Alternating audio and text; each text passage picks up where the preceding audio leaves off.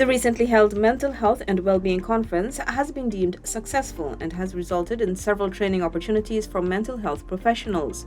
Minister of Health Dr. Frank Anthony said the event saw participation from local medical professionals and featured 20 global experts. I think the exchange of information from these experts to our local team was very welcome.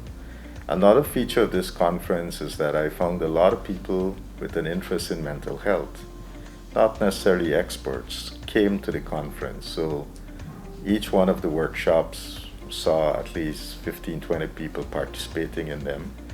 And you had maybe 4 or 5 concurrent workshops happening every day.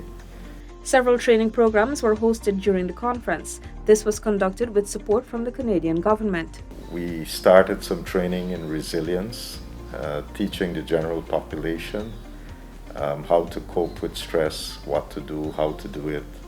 And in some cases, we were able to train a number of trainers who would use this technique to help persons in their community. Over the next year or so, you'll see more of this type of training happening, and we will be working with different groups. And generally, if a group expresses interest that they would like to be trained using these techniques, then certainly we can make those arrangements. An agreement was also signed with the Canadian government to provide 2.9 million Canadian dollars through the International Development and Relief Foundation to assist Guyana with its mental health program. This will benefit at least 6,000 persons over the next 5 years.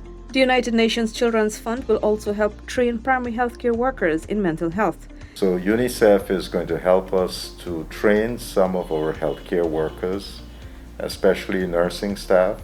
So right now we have psychiatric aides that work, for example, at the New Amsterdam Hospital.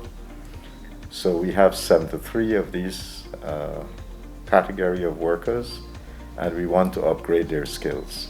These persons will be enrolled in the Nursing Assistant Program, which will enable them to be upgraded. By doing this, the ministry is hoping to identify common psychiatric illnesses like depression and anxiety to patients early to help save lives. Individuals or groups interested in training in mental health are advised to contact the Mental Health Unit, Quamina Street.